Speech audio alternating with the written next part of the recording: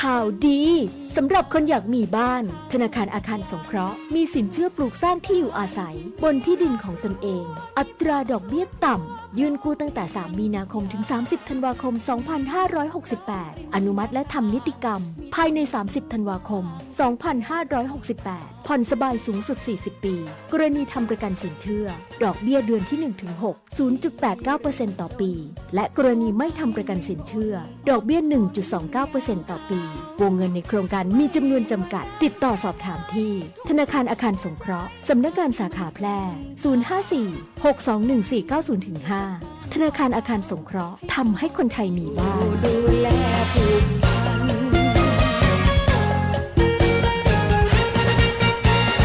บ้านในฝัน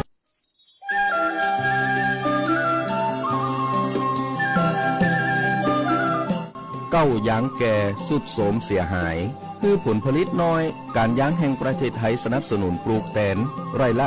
16,000 บาทแค่เกษตรกรที่ขึ้นทะเบียนกับกยทมีสวนบนพื้นที่ดินถูกกฎหมายเก้ายางอายุเกิน25 ปีหรือ18 ปีกรณีเก้ายางฮือผลผลิตน้อยพื้นที่ต้องบ่ต่ำกว่า2 ไร่และมีเก้ายางเฉลี่ยไร่ละ25 เก้าขึ้นไปยื่นคำขอได้ตามสิทธิ์เลือกรูปแบบปลูกแตนทั้งปลูกยางพันธุ์ดีไม่ยืนต้นเศรษฐกิจหรือสวนยางยั่งยืนมีเงินทุนพร้อมช่วยเหลือติดต่อได้ที่054-069-605การยางแห่งประเทศไทยจังหวัดแพร่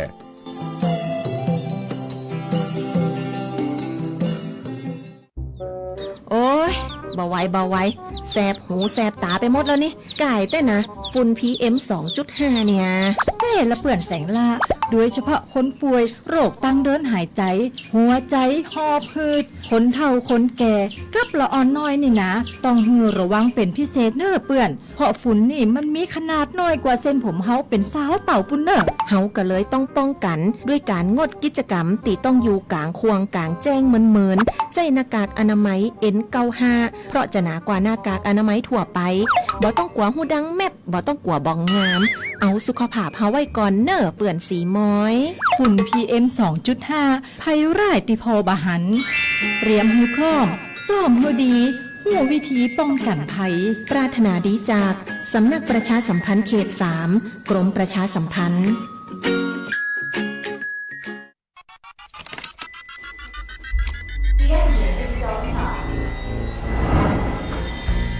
ชีวิตวิถีใหม่ขับขี่อย่างปลอดภัยไร้อุบัติเหตุด้วยความปรารถนาดีจากสถานีวิทยุกระจายเสียงแห่งประเทศไทยจังหวัดแพร่ FM 91 เมกะเฮิรตซ์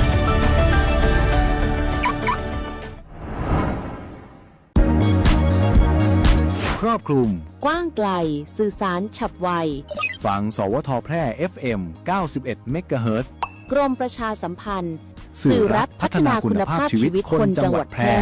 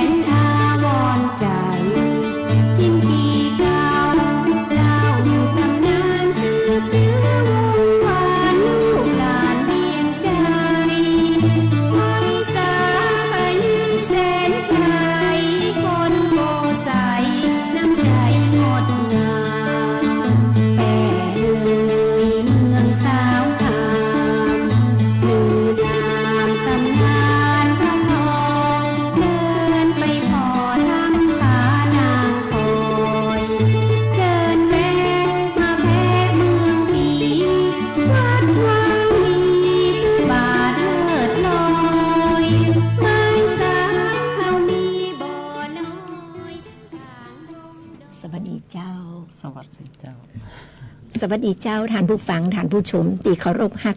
ทุกท่านเจ้าป้ากันเหมือนเดิมนะเจ้ากับรายการเสียงจากอปมช.แปรตั้งสถานีวิทยุกระจายเสียงแห่งประเทศไทยจังหวัดแปรหรือสวท.แปรนะเจ้าซึ่งเป็นเครือข่ายของกรมประชาสัมพันธ์เนาะเจ้าทุกวันอาทิตย์นะเจ้าเวลาก็ประมาณ 11 โมงไปสักน้อยจนถึงเที่ยงนะเจ้าเขามีนัดกันที่นี่นะเจ้าเป็นประจำทุกวันอาทิตย์ครับน้องมายุรีเนาะเจ้าเนาะ เป็นจะได้น้องมายุรี1 อาทิตย์บ่ได้ปะท่านผู้ฟังท่านผู้ชม ก็ง้อมหานะเจ้าเนาะ งอมแต่เลย เจ้า เนาะ ง้อม บ่ได้อูเล่นกัน บ่ได้อูเล่นกัน กว่าจะอูแบบขนมโคกเลยเนาะเกินเดียวเดี๋ยวก่อนว่าท่านผู้ฟังท่านผู้ชมเจ้าและจะกึดตึงหาเฮา2 คนพองก่อนเนาะ ให้ยังกึดตึงอยู่กับติดตามรายการของเฮานะเจ้าหรือคอมเมนต์มาเนาะจะติจะชมจะฮือเฮา2 คนอยากจะได้กับรายการนี้เนาะหรือจะเปลี่ยนแปลงหรือจะเพิ่มอะไรยังนี่นะเจ้ากะเขียนเข้ามาได้เนาะคอมเมนต์เข้ามาได้นะเจ้า เจ้าช่วงนี้อากาศกะร้อนนะเจ้าเริ่มร้อนแล้วเนาะประเทศไทยเริ่มเข้าสู่ฤดูร้อนตั้งแต่วันที่22ที่ผ่านมานะเจ้าปูนนะคุณมายุรีจะไปหมดหรือจะไปสิ้นสุดปุ่นประมาณเดือนพฤษภาหลายเดือนอยู่นะเจ้าปุ่นบอกปีนี้จะร้อนหนักกว่าปีที่ผ่านมานะเนาะก็ต้องรักษาสุขภาพ ใจละเจ้าร้อนอากาศยังบ่แหนมนะเจ้าพ่อแม่พี่น้องเจ้าเฮามาร้อนเรื่องบ้านเรื่องเมืองกันเนาะสงครามอ่ะเจ้าน่ากลัวเนาะเจ้าสงครามเนี่ยคือเกิดการสูญเสียความเสียหายนะเจ้าติดตามทุกๆคนเจ้าก็คิดว่าติดตามข่าวกันเป็นประจำอยู่แล้วนะเจ้าเพราะว่าตั้งมือถือกาหรือว่าตั้งทีวีนะเจ้าเปิ้นก็ออกข่าวอยู่ตลอดเนาะเจ้าเนาะมันเป็นสิ่งที่น่ากลัวนะเจ้าเป็นสิ่งที่น่ากลัวเพราะว่า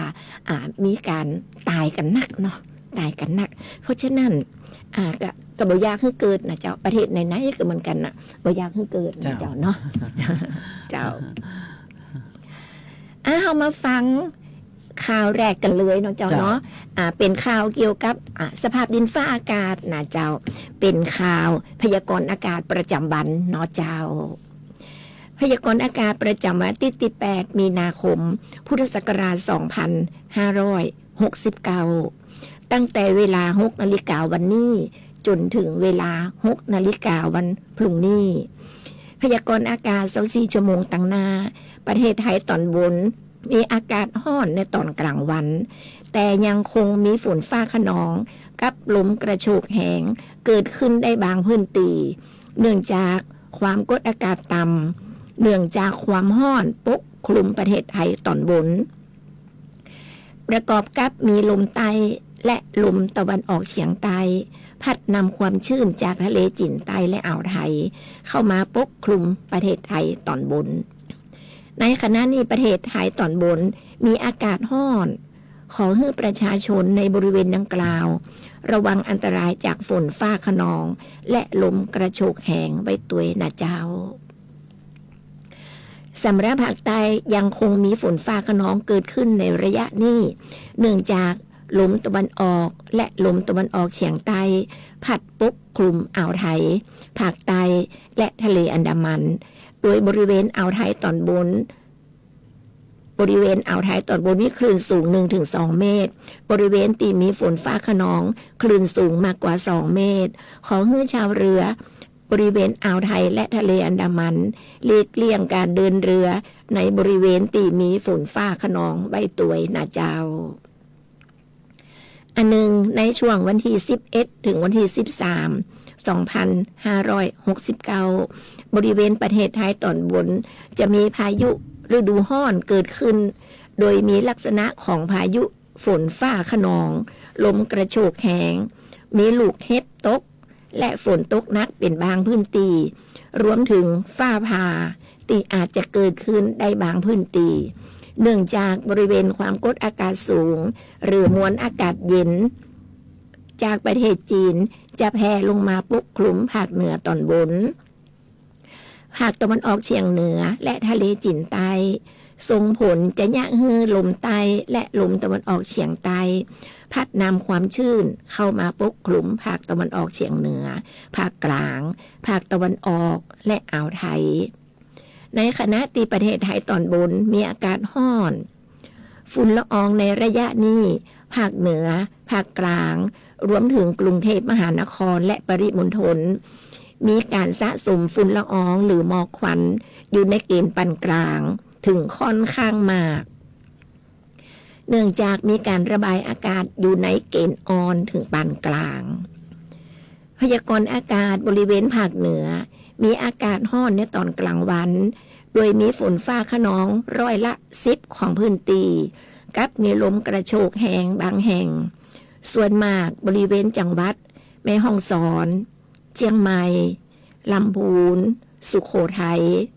ตากกำแพงเพชรและจังหวัดเพชรบูรณ์อุณหภูมิต่ำสุด 19-24 องศาเซนเซียสอุณหภูมิสูงสุด 34-37 องศาเซนเซียสลมใต้ความเร็ว 5-15 กิโลเมตรต่อชั่วโมงพยากรณ์อากาศจังหวัดแปรอากาศร้อนกับมีฟ้าหลัวในตอนกลางวันโดยมีฝนฟ้าคะนองและลมกระโชกแห้งทัศนวิสัย 3-10 กิโลเมตรลมตะวันออกเฉียงใต้ความเร็ว 10-15 กิโลเมตรต่อชั่วโมงอุณหภูมิสูงสุดที่สถานีอุตุนิยมวิทยาแปรตะวานี่วัดได้ 35.7 องศาเซนเซียสอุณหภูมิต่ำสุดที่สถานีอุตุนิยมวิทยาแปรตะเจ้านี่วัดได้ 21.3 องศาเซนเซียสคาดว่าอุณหภูมิสูงสุดบ่ายวันนี้ประมาณ 36 องศาเซนเซียสคาดว่าอุณหภูมิต่ำสุดเจ้าวันพรุ่งนี้ประมาณ 21 องศาเซนเซียสวันนี้ดวงอาทิตย์ตกเวลา 18:27 นาทีวันพรุ่งนี้ดวงอาทิตย์ขึ้นเวลา 6:32 นาทีก็ต้องขอบคุณสถานีอุตุนิยมวิทยาแปรตีปืนฮื้อข้อมูลมานะเจ้า ฟังพยากรณ์อากาศไปเป็นตีเรียบร้อยแล้วนะเจ้าเนาะแต่วันนี้ก็เป็นวันสตรีสากลนะเจ้าเนาะโอ้เจ้า วันนี้พลังสตรีเนี่ยแสดงศักยภาพได้เต็มที่นะเจ้าเนาะ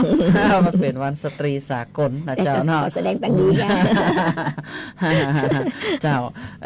วันนี้ก็มีข่าวเกี่ยวกับพระท่านรัฐมนตรีเพิ่นก็เตรียมเปิดตัวโครงการซุกไก่สบายกระเป๋าเฟส 2นะคาดว่าชัดเจนช่วงกลางปีนี่นะเจ้าเนาะกรมการค้าภายในกระทรวงพาณิชย์เปิดตัวโครงการซุกไก่สบายกระเป๋าเฟส 2มุ่งลดภาระกาของสีบนะเจ้าเนาะด้านการรักษาพยาบาลให้กับประชาชนคาดว่าจะมีความชัดเจนในช่วงกลางปีนี่นะโดยนายวิทยากรมณีเนตรอธิบดีกรมการค้าภายในกล่าวถึงโครงการซุกไก่สบายกระเป๋าเฟส 2ว่าเป็นภาคต่อจากเฟสแรกที่ประสบความสำเร็จในการกระตุ้นความร่วมมือจากสมาคมโรงพยาบาลเอกชนเพื่อเปิดเผยราคายาแก่ผู้ป่วยเพื่อสามารถนำใบสั่งยาไปจัดซื้อยาจากร้านขายยาภายนอกได้นะเจ้าเนาะถ้าเฟสนี่นะเปิ้นบอกว่าซื้อยาภายนอกได้โดยมีโรงพยาบาลเอกชนเข้าร่วมโครงการกว่า345แห่งและร้านขายยาหรือร้านเทเลฟาร์มาซีนะเจ้าเนาะกว่า 3,000 แห่งซึ่งต้องเป้าหมายลดค่าของชีพได้ถึง 30,000 ล้านบาทนะแม้นว่าโครงการเฟสแรกนะเขาจะพบปะกับความบ่ค่อยพึงพอใจสูงมากนะเจ้าเนาะจากการสำรวจนะเจ้าเนาะแต่ว่าเฟสเนี้ยนะทางรัฐบาลเปิ่นก็ได้เอามาปรับปรุงนะแก้ไขนะเจ้าเนาะจากเฟสแรกข้างที่แล้วเนาะเฟสแรกข้างที่แล้วนะมันมีข้อจำกัดบางประการนะโดยเฉพาะกลุ่มผู้ป่วยตีใจประกันสุขภาพซึ่งส่วนใหญ่เลือก รับยาจากโรงพยาบาลทำให้เป้าหมายการลดค่าครองชีพ 30,000 ล้านบาท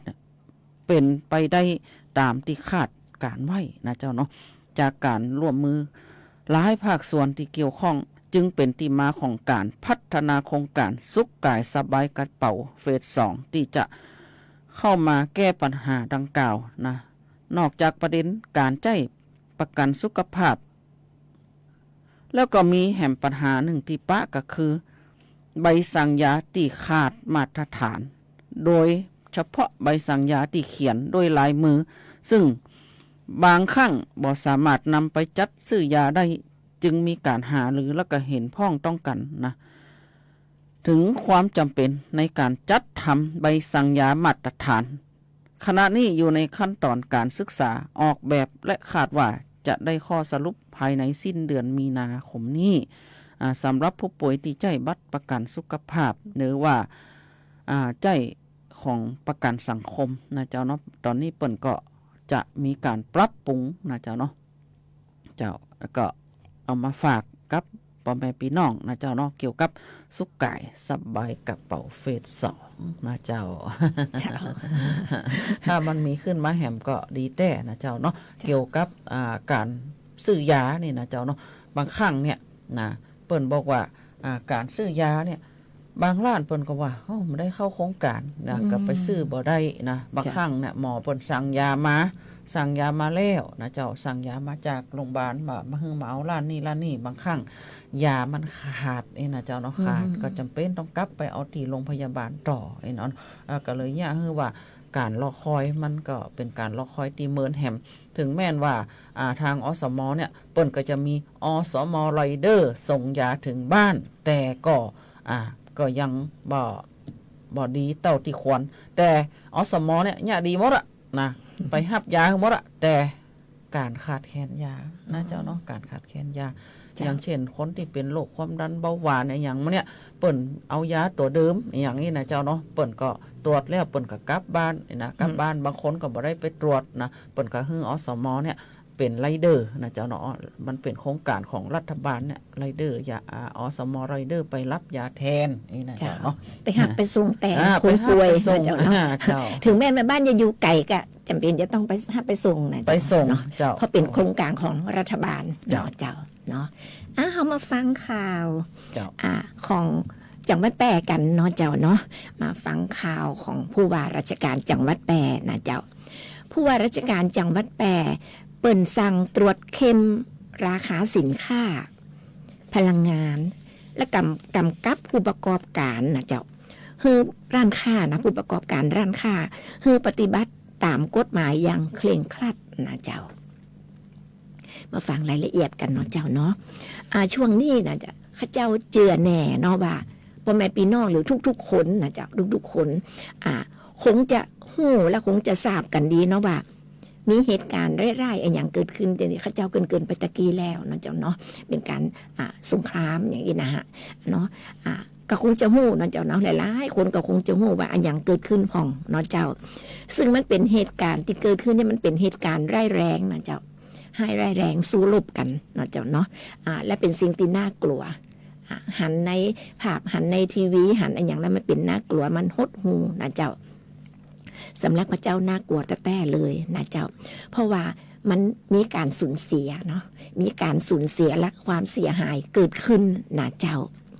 และมันก็จะมีผลกระทบต่อการครองชีพนะมีผลกระทบต่อการครองชีพและความเป็นอยู่ของประชาชนนะเจ้าตีเฮาเนี่ยบ่ฮู้อีโนอีเนอย่างอาจจะได้รับผลกระทบไปตัวนะเจ้าอย่างวันก่อนนั่นน่ะมีคลิปมีข่าวออกมานะคุณมัญยุรีว่าน้ำมันจะขึ้นราคาน้ำมันจะขึ้นราคานะขจายรีบไปกักไปตุนไปซื้อไปเติมกันเฮียเนอร์นะเจ้าหันก็คนแห่ไปเติมน้ำมันจนปอปั๊มจะแตกพอดีเอาไปกักตุนที่บ้านนะเจ้าอาจจะเกิดอันตรายเนาะใจเกิดเป็นฟืนเป็นไฟขึ้นมาเนาะมันก็จะมาบานไม่จองของเฮาได้นะเจ้าทีนี้ท่านนายกอนุทินเพิ่นก็บอกว่าบ่ดีไปกักตุนน้ำมันบดีไปกักนะเจ้าเพราะว่าน้ำมันเนี่ย ยังมีใจอยู่แหมหลายเดือนเป็นว่าจีนะยังมันมีใจอยู่แหมหลายเดือนเนาะเจ้าเนาะบ่ต้องไปกักนะเป็นว่าแล้วก็มีแหมนักอยู่นะเป็นว่าและในส่วนของจังหวัดแปรนะเจ้าคุณมายุรีเจ้าในส่วนของจังหวัดแปรนะนายสมชัยเลิศประสิทธิพันธ์ผู้ว่าราชการจังหวัดแปรเปิ้นก็เป็นห่วงเป็นใยเนาะเป็นห่วงเป็นใยพ่อแม่พี่น้องชาวจังหวัดแปรนะเจ้าเปิ้นก็ได้มอบหมายให้ศูนย์ดำรงธรรมจังหวัดแปรนะเจ้ารวมกับหน่วยงานที่เกี่ยวข้องนะได้ลงพื้นที่จังหวัดแปรตรวจสอบสถานการณ์ราคาสินค้านะเจ้าราคาสินค้าอุปโภคบริโภครวมถึงพลังงานเกี่ยวกับน้ำมันอย่างนี้นะแก๊สหุงต้มอย่างมูอินนะเจ้าพร้อมกับกำชับผู้ประกอบการห้ามนะเจ้าห้ามและก็ขอให้ผู้ประกอบการปฏิบัติตามกฎหมายอย่างเคร่งครัดนะเจ้า ห้ามฉวยโอกาสนะเนาะบางคนก็อยากจะฉวยโอกาสขึ้นราคาสินค้า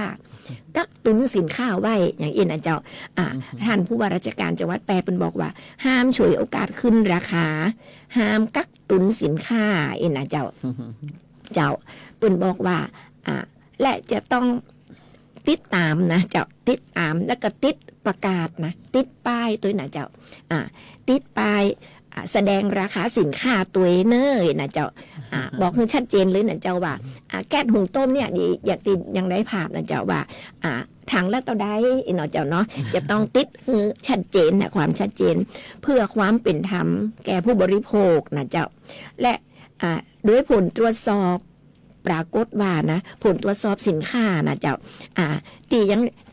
ตอนนี้นะเจ้ายังจำหน่ายอยู่ในราคาปกติอยู่นะเจ้าบ่มีการขึ้นราคาในจังหวัดแปรนี่นะเจ้ายังเดียวนะยังบ่มีการขึ้นเตือนนะเจ้าท่านผู้ว่าเปิ่นบอกมานะเจ้าเนาะและจะมีปริมาณเพียงพอต่อความต้องการของประชาชนจังหวัดแปรนะเจ้านี่ก็คือความเป็นห่วงเป็นใยของผู้ว่าราชการจังหวัดแปรก็คือนายสมชัยเลิศประสิทธิพันธ์นะเจ้าคุณอยู่ดีการเสพข่าวเนาะเป็นผู้สูงอายุเขาถ้าว่าท่านใดเนี่ยดูนักมันจะเครียดนะเจ้าเนาะท่านก็เบาเผาผ่องนะเจ้าเนาะก็คือถ้าสมมุติว่าบางท่านบางคนเนี่ยดูข่าวนักก็จะเครียดนะความเครียดเนี่ยยะให้ท่านป่วยเป็นโรคโน่นโรคนี่นะเจ้าเนาะในเมื่อสุขภาพของท่านบ่ค่อยดีนะสุขภาพจิตท่านบ่ดีเนี่ยเจ้าเนาะก็จะยะให้ท่านป่วยได้นะเพราะฉะนั้น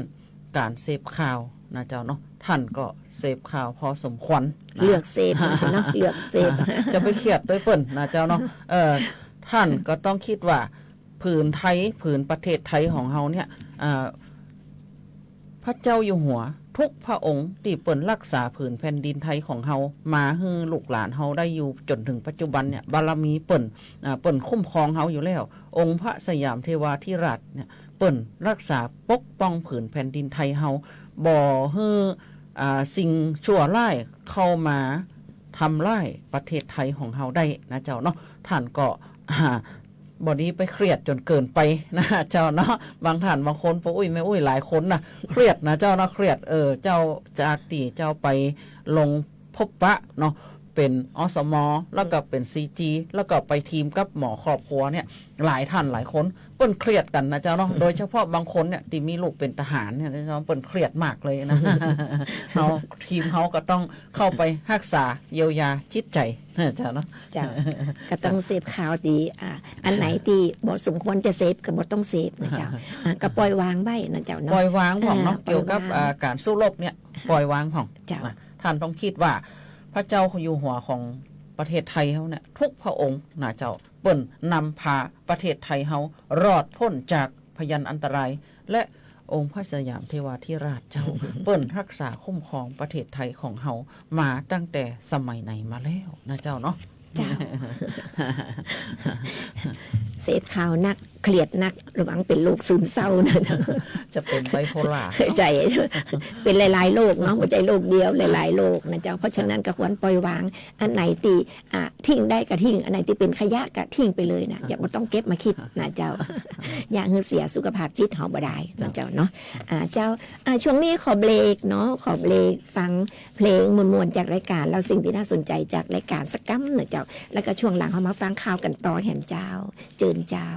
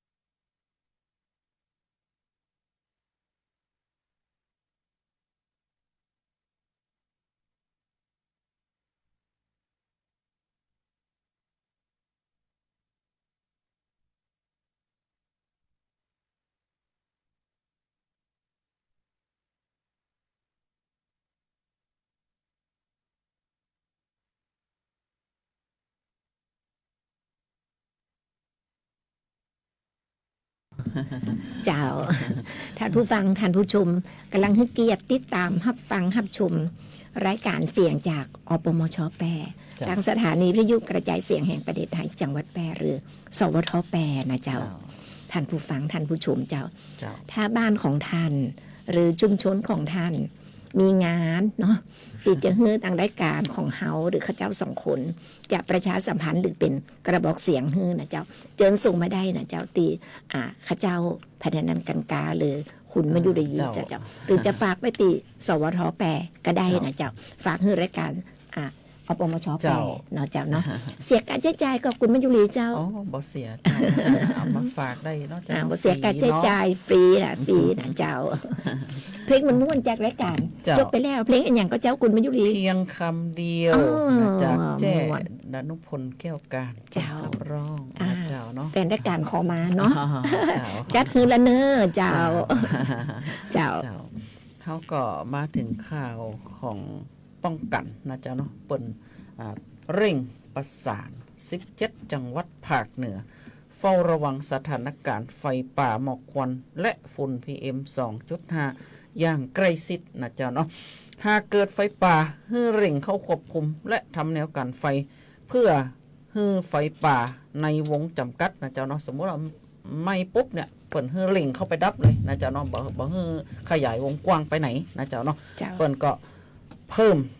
การลาดตระเวนเพื่อป้องกันการลักลอบเผาป่านะเจ้าเนาะนายชัยรัตน์รองอธิบดีป้องกันกล่าวว่า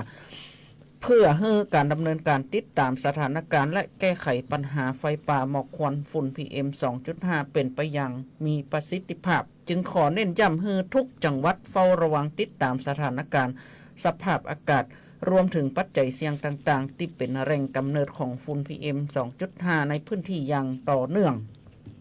สำหรับจังหวัดที่มีสถานการณ์ไฟป่าหรือไฟไหม้พื้นที่การเกษตรให้บูรณาการหน่วยงานที่เกี่ยวข้องและเร่งเข้าควบคุมและทำแนวการไฟทันทีนะเพื่อสกัดการลุกลาม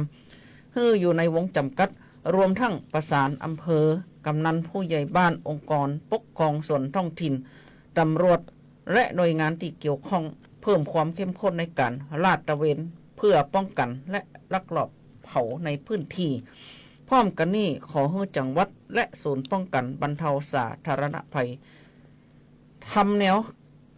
ทางการขับเคลื่อนโครงการป้องกันและแก้ไขปัญหาหมอกควันฝุ่น PM 2.5 ของศูนย์ป้องกันและบรรเทาสาธารณภัยเขต10ลำปางบอกว่าจะเป็นการจัดทำแนวป้องกันไฟเปี้ยนะจัดชุดปฏิบัติการเฝ้าระวังในพื้นที่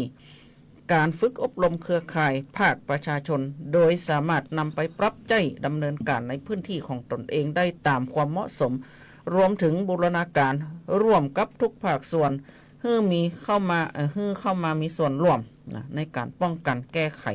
ปัญหาฝุ่น PM 2.5 ฝุ่น PM 2.5 นี่นะเจ้าหลายท่านหลายคนนะตามที่เจ้าได้ไปฟ้าเนาะแล้วก็คุยกับเปิ่นหลายคนเนี่ยปอดติดเชื้อนะเข้าโรงพยาบาลกำลังออกนะเจ้าเนาะหลายคนเลยเนาะเพราะว่าออกบ้านไปไหนนะบางท่านบางคนบอกคอยป้องกันนะเจ้าเนาะช่วงเนี้ยกำลังรุนแรงเลยนะภาคเหนือของเฮานี่นะเจ้าเนาะทุกท่านออกบ้านปุ๊บเนี่ยคือสวมแมสทันทีเลยนะเจ้าเนาะเปิ้นบอกว่าอาการมันเนี่ยนะไอนะบางคนเนี่ยไอมา2 เดือนนะตามที่เจ้าไปสัมภาษณ์มาไปอู้มานะไอได้2 เดือนปุ๊บแล้วก็รู้สึกว่าขั้นเนื้อขั้นตัวมีไข้เริ่มสูงนะหลังจากนั้นก็น็อกไปเลยนะเจ้าเนาะพอลูกหลานเอาเข้าโรงพยาบาลปุ๊บเนี่ยหมอเอ็กซเรย์พอเนี่ยคือปอดเป็นจุดนะปอดเจือนะเจ้ารุนแรงมากนะงดเผาเนาะ มันเป็นมลพิษทางอากาศเนาะเจ้าเนาะเฮาสูบเข้าไปดมเข้าไปมันก็มีผล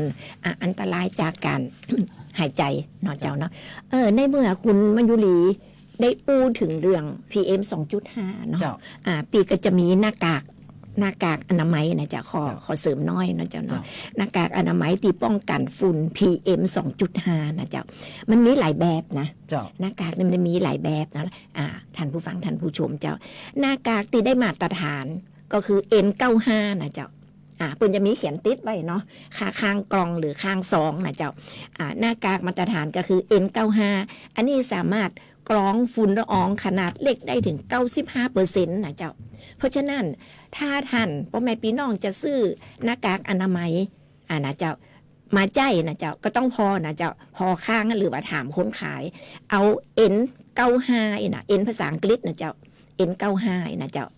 อันนี้มันจะกรองฝุ่นละอองขนาดเล็กๆน้อยๆได้ถึง 95% นะเจ้าแล้วก็หน้ากาก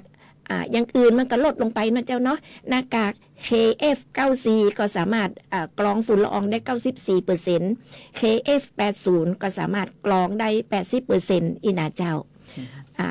แล้วก็หน้ากากซุปเปอร์3D มากนี่ก็คือมีรูปทรงกระชับแนบสนิทกับใบหน้าและกระสวมใส่นะเจ้ามันมีหลายอย่างนะเจ้าแล้วก็หน้ากากอนามัยทั่วไป2จั่นนะเจ้า2จั่นก็สามารถกรองฝุ่นละอองขนาดเล็กได้ 89.75% นะเจ้าหน้ากากทั่วไปนะเจ้ามันมีหลายอย่างที่เขาเจ้าบอกกรองได้แค่48% นะเจ้าแล้วก็หน้ากากผ้านะเจ้าหน้ากากผ้านี่ถ้าบทแนะนำให้ใจนะเจ้าบทแนะนำให้ใจเพราะว่าสามารถกรองฝุ่นละอองได้แค่21.28% เองนะเจ้าอันนี้กรองฝุ่นละอองได้น้อยมากนะเจ้าเพราะฉะนั้นควรจะใจหน้ากากแบบN95 เนาะเจ้าเนาะเจ้าเสริมอันนี้เสริมนะเจ้าต่อไปนะเจ้าต่อไปเฮามาพอความแตกต่างหรือมาเปรียบเทียบว่าพายุฤดูร้อนกับพายุฤดูฝนมันแตกต่างกันใจนะเจ้าเพราะช่วงนี้ก็เข้าสู่ฤดูร้อนแล้วเนาะเจ้าเนาะเพราะว่าถ้าเกิดพายุฤดูร้อนขึ้นมาเนี่ยมันจะเกิดผลกระทบและความเสียหายต่อทรัพย์สินของเฮานะเจ้าบ่นักก็น้อยนะเจ้าเฮาบ่พอเลยว่าอันแรกนี่นะเจ้าอันแรกก็คือช่วงที่เกิดนะเจ้าช่วงคือเวลาเนาะเวลาที่เกิดพายุฤดูร้อนเนี่ยพายุฤดูร้อนเนี่ยมักจะเกิดประมาณปลายฤดูหนาว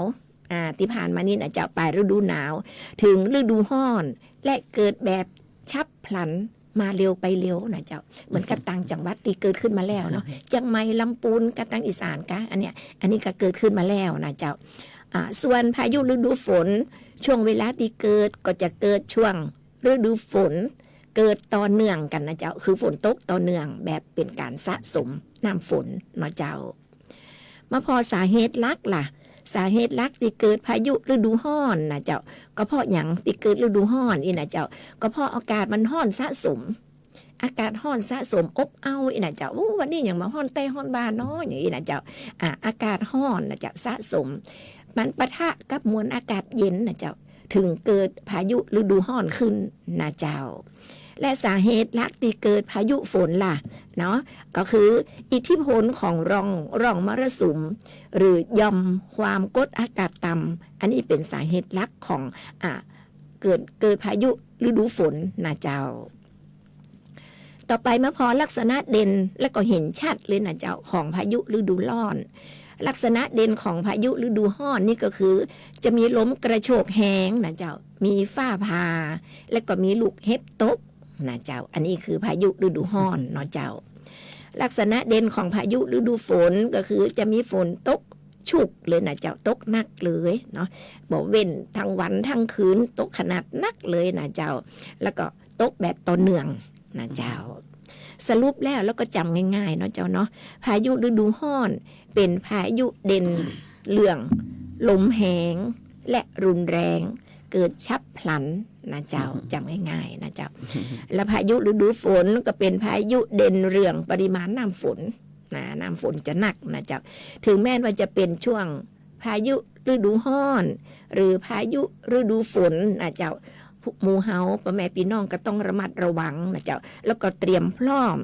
รับมือนะเจ้าเพื่อที่จะบ่ให้เกิดความเสียหายต่อทรัพย์สินของเฮาทุกๆคนนะเจ้า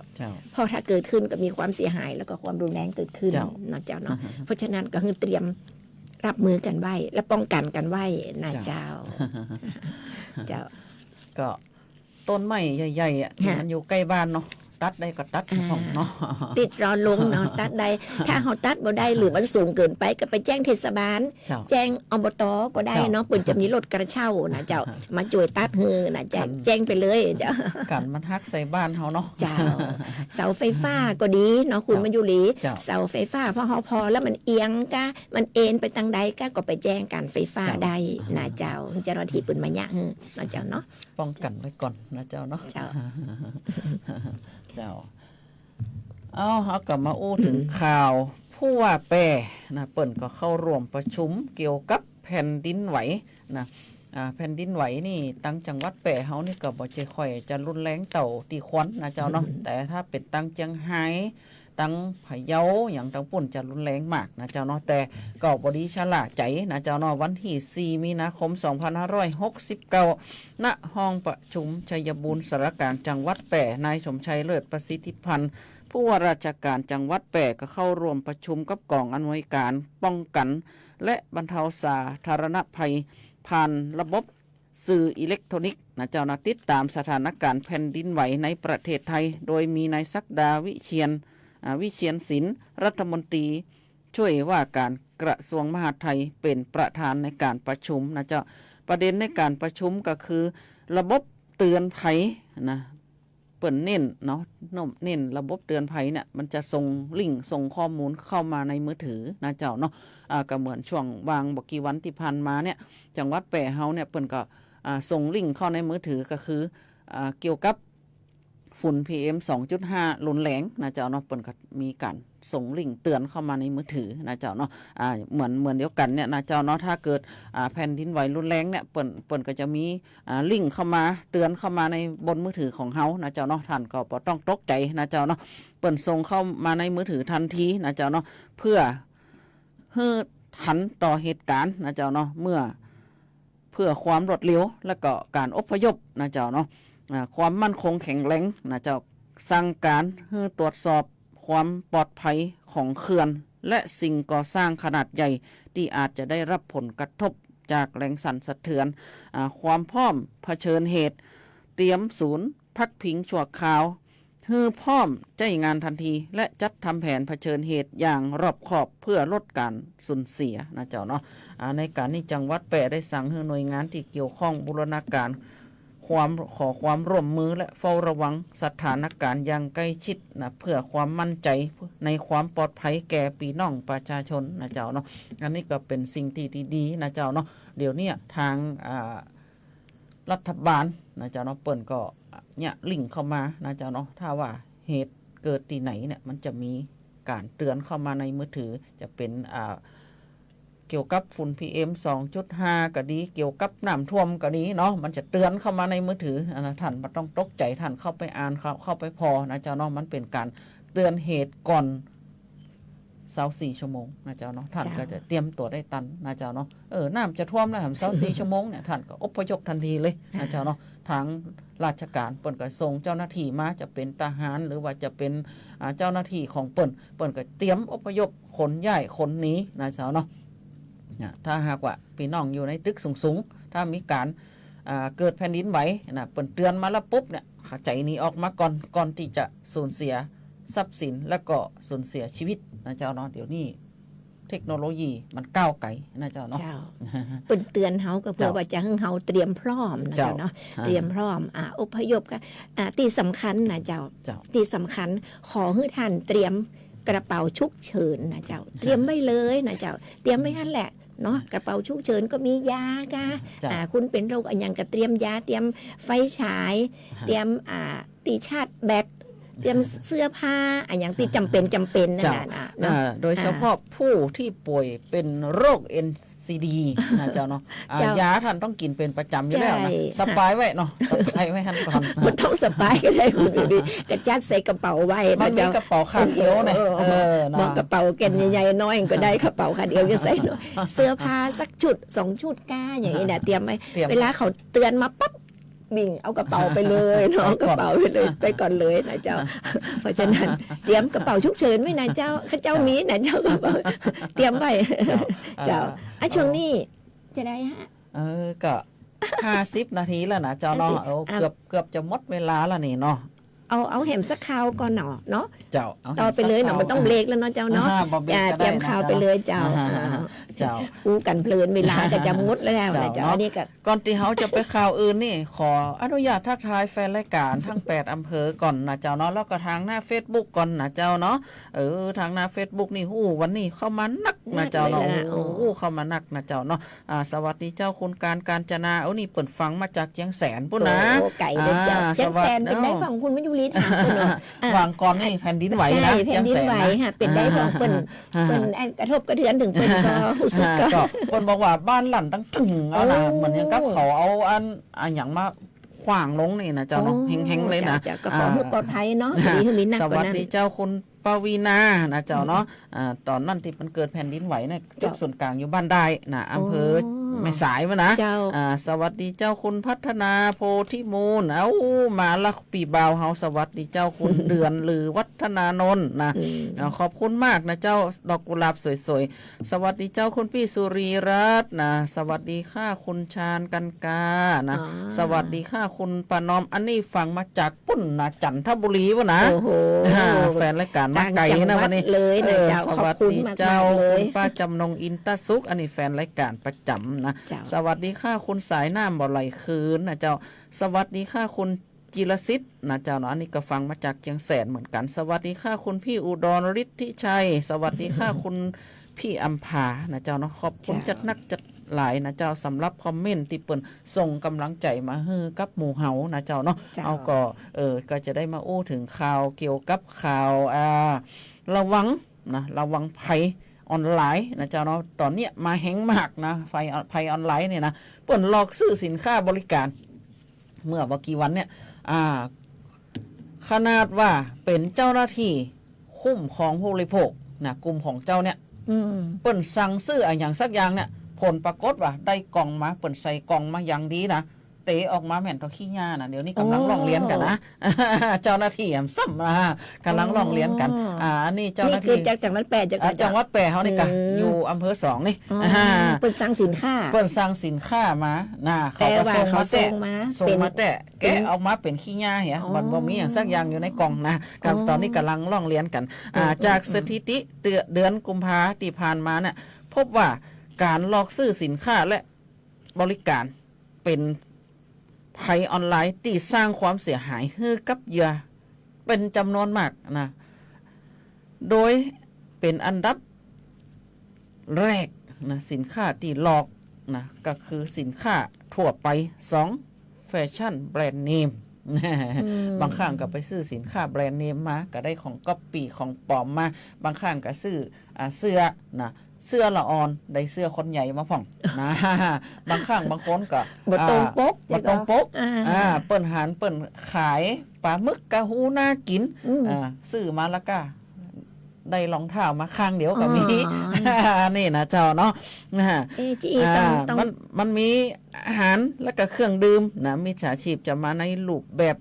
ล้านเพจนะแชทตีดูนะเจ้าเนาะน่าเปิ่นฮือตีแชทตีดูมาอย่างน่าเชื่อถือนะสำหรับคนขายต้องรู้ทันคนซื้อก็ต้องรู้ทันนะเจ้าเนาะสลิปปลอมนะมั่นใจได้รับเงินแต่ก็คนขายต้องมั่นใจว่าได้รับเงินแต่ก็นะคนซื้อก็ต้องดูสินค้าก่อนที่ท่านจะแกะนะท่านต้องมีคนถ่ายวิดีโอถ้าท่านมีใครถ่ายวิดีโอตั้งกล้องคนเดียวนะเจ้าเนาะตอนนี้เปิ้นมีกฎหมายออกมาแล้วคุณไม่รู้หรือว่าถ้าสินค้าทุกอย่างเนี่ยส่งมาที่เฮาปุ๊บเนี่ยเฮาสามารถแกะก่อนได้เลยบ่ต้องจ่ายเงินเตือนแกะพอดูได้เลยแล้วก็ถ่ายวิดีโอไว้ถ้าสมมุติมันบ่ตรงปกบ่ตรงที่เฮาสั่งเฮาส่งคืนเลยเจ้าเปิ้นบอกว่าต้องมั่นใจได้รับเงินก่อนนะคนขายนะคนซื้อก็ต้องได้รับของแต่ก่อนถึงจะโอนเงินกันนะเจ้าเนาะแจ้งเตือนนะต้องเก็บใบแจ้งเตือนสลิปของใบธนาคารเนี่ยเพื่อเทียบโอนเงินเข้าสลิปแต่ก็นะสแกน QR code พอนะเจ้าเนาะว่าได้แต่ก็หรือได้บ่แต่บางครั้งบางคนเนี่ยหลายวันก่อนเนี่ยแม่ก้าปอก้าแถวบ้านเฮาเนี่ยเปิ้นก็เดือดร้อนนะซื้อสินค้าเปิ้นแล้วสแกนปุ๊บเปิ้นว่าเนี่ยสแกนแล้วเนอะผลปรากฏว่าบ่ได้กดยืนยันได้กดยืนยันมันต้องมีกดยืนยัน เดือดร้อนขนาดนักเลยนะเจ้าเนาะอันนี้คือสดๆก็เนี่ยคือเปิ่นนะ เพราะ เจ้า ฉะ เนาะ นั้นถ้าเขาจะสแกนปั๊บนะคุณมา เจ้า ยุรีสแกนแล้วบาง เจ้า คนก็มีเหมือนกับคุณมายุรีว่าสแกนแล้วเนอะอีนะ อ่า เขา เจ้า พอจะก็จะ เจ้า แต่เขาบ่ได้กดยืนยัน เจ้า ก็แสดงว่าเงินก็บ่ได้เข้าบัญชีคนขายเนาะเจ้าเนาะ ต้องจับพิรุษนะ ว่ามีการ เจ้า ร้านค้าเนี่ยมีจริงก็ร้านตีรีวิวน่ะปลอมไหมนะหรือว่าหน้ามานะท่านก็ควรตรวจสอบดูแต่ๆนะเจ้าเนาะเลขที่บัญชีเบอร์โทรสื่อโซเชียลในแอปพลิเคชันนะแล้วก็ของตำรวจไซเบอร์ท่านต้องดูตัวนะเจ้าเนาะเนี่ยถ้าหากว่าท่านได้ของมาบ่ตรงปกตรงอะไรอย่างเนี่ยหรือว่าขายแล้วนะสลิปเงินบ่เข้าแต่ท่านสายด่วนไปเลย1441นะตลอด24ชั่วโมง เจ้า จำให้ขึ้นใจนะรีบโอนจนยิ้มรีบโอนจนยิ้ม เจ้า เมกาบางคนก็คือหันเขาว่าสแกนให้แล้วจ่ายแล้วเนอะก็คือบ่ได้ใช่พอเนาะเจ้า เปิด เนาะ ฟังนะ บทอาใจคนอาจจะซื้อนักอย่างนี้นะ จ้ะ คืออาจจะคนที่ซื้อหลาย ๆ คนเนี่ยอาจจะเป็นพวกเขาก็ได้นะ เจ้า มาสัก3-4 คนเนี่ยมาลุมเขาจะก็มาลุมเขาคนนั้นก็ซื้อแล้วอย่างเงี้ยเขาก็บตันพอเนาะบตันพอบตันเชกนี่นะเจ้ามันก็เลยยะเฮือพวกที่ว่าเขาเอาเปรียบเขาเนาะเจ้านะเพราะฉะนั้นต้องเช็คเป็นหลาย ๆ เช็คให้ดีๆนะเจ้าเนาะมิจฉาชีพมันเก่งมาเดียวนี่เก่งแต่เข้าใจความเก่งในต่างที่พิษเนาะเจ้า เจ้า เนาะ พิษศีลธรรมนะ อ่า บาปเนาะ บาปนะ คนประเดียวจริง มี มันจัก บาป บาปจักบุญคุณโทษอย่างเงี้ยเนาะ มันถึงมันถึงได้หับกรรมเจ้าคุณมายุรีบ่ต้องกลัวเจ้าเว้นกรรมนั่นมันถึงจัดนี่แล้วนะเจ้าบ่จัดหน้านะเจ้าจัดนี่หันผลเร็วเลยนะเจ้าคนไหนเนี่ยบ่ดีก็สิ่งที่บ่ดีนะก็อย่าตอบสนองเขาโดยเร็วเลยนะเจ้าบ่ต้องกลัวเรื่องเขาบ่ต้องย่างอย่างเขาเลยคุณมายุรีบ่ต้องย่างอย่างเขาสักอย่างนะบ่ต้องไปด่าไปแจ้งบ่ต้องไปอย่างเขาเดี๋ยวเขาจะหับของเขาเอง ปีนี้ป้ามันก็ตัวหลายครั้งแล้วนะเจ้า